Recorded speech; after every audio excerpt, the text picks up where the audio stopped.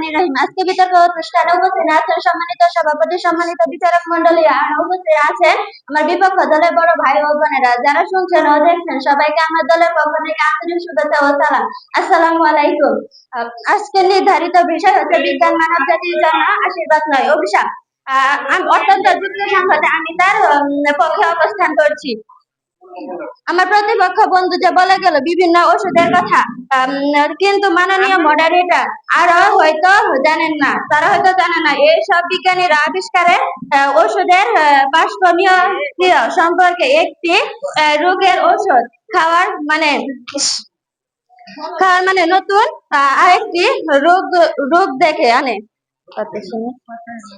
কিরকম জানো ঘড়ি আবিষ্কার করে পরীক্ষা ছুটি করে দেওয়া হচ্ছে। ঘড়ির মধ্যে অনেক ঘড়ি আছে, মোবাইল ঘড়ি, যার মাধ্যমে পরীক্ষা চুরি করে দেওয়া হলো। এটা কি বিজ্ঞানের অভিশাপ নয়? প্রশ্ন রেখা।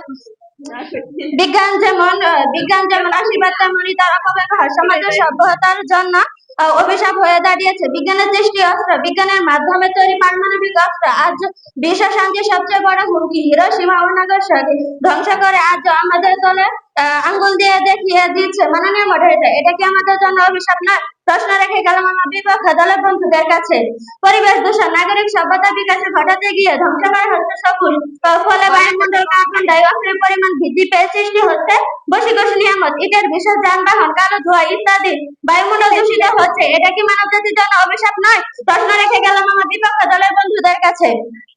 বেকারত্ব ও যন্ত্র নির্ভর মেশিনের কাজের কারণে অনেক শ্রমিক কাজে হারাচ্ছে। যন্ত্রের উপর নির্ভরতা মানুষের অসৎ ও শারীরিক ভাবে দুর্বল করে তুলছে। এটা কি মানব জাতির জন্য অভিশাপ নয়? প্রশ্ন রেখে গেলাম আমার বিপক্ষ দলের বন্ধুদের কাছে।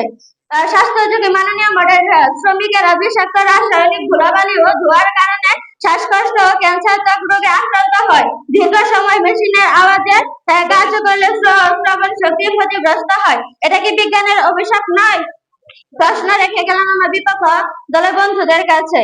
মানুষের নৈতিক ও সামাজিক ক্ষতি, শ্রমিকদের শোষণ, শিশু শ্রমের ব্যবহার কম, মজুরি, দীর্ঘ সময় কাজ করতে বাধ্য করা হয়। প্রযুক্তি নির্ভর শিল্পে মানবিক সম্পর্ক কমে গিয়ে যান্ত্রিক নির্ভরতা বাড়ে। অর্থাৎ বিজ্ঞান ভিত্তিক শিল্পায়ন মানব স্বাস্থ্য, পরিবেশ ও সমাজের জন্য অনেক ভয়াবহ বিপদ ডেকে আনে। মাননীয় মডারেটর, এটা কি আমাদের জন্য অভিশাপ নয়? প্রশ্ন রেখে গেলাম আমার বিপক্ষ দলের বন্ধুদের কাছে।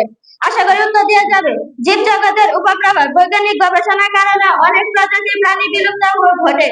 জেনেটিক মডিফিকেশন ও কীটনাশকের ব্যবহারে পরিবেশের ভারসাম্য নষ্ট হচ্ছে। মাননীয় মডারেটর, এটা কি মানব জাতির জন্য অভিশাপ নয়? প্রশ্ন রেখে গেলাম আমার বিপক্ষ দলের বন্ধুদের কাছে। আশা করি উত্তর দেওয়া যাবে। কৃষি ক্ষেত্র আগে আমাদের দেশকে শীর্ষ সফলতা ছিল, এখন কি তেমন দৃশ্যকেবল দেখা যায়? না, দেখা যায় না। কলকারখানা ইত্যাদি জমিতে ব্যবহার করে খাচ্ছেন ক্ষতিকারক কীটনাশক, ফলে বৃষ্টি হলে নদী নালা খাল বিলে মিশে যায়, ফলে আমাদের দেশে নানা রোগে পারিবারিক আক্রান্ত হচ্ছে, যেমন কলেরা। আশা করি উত্তর দেওয়া যাবে।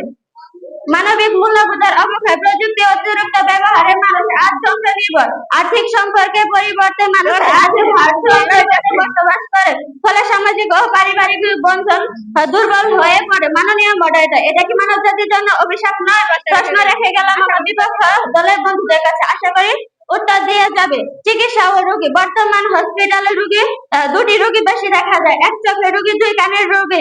বিজ্ঞানের প্রযুক্তি ব্যবহার, মোবাইল ও কানে হেডফোন ব্যবহার করে তাদের এই সমস্যা দেখা দিচ্ছে। মাননীয় মডারেটর, এটা কি মানব জাতির জন্য অভিশাপ নয়? প্রশ্ন রেখে গেলাম আমার বিপক্ষ দলের বন্ধুদের কাছে। আশা করি উত্তর দেওয়া যাবে। সর্বশেষে বিজ্ঞানের অপব্যবহারের কারণে পৃথিবী একদিন হয়তো ভয়াবহ ধ্বংসের মুখে পড়বে। তাই বলা যায় বিজ্ঞান মানব জাতির জন্য আশীর্বাদের চেয়ে অভিশাপই বেশি। এই বলে আমি আমার বক্তব্য শেষ করছি। সবাইকে ধন্যবাদ। আসসালামু আলাইকুম। আল্লাহ।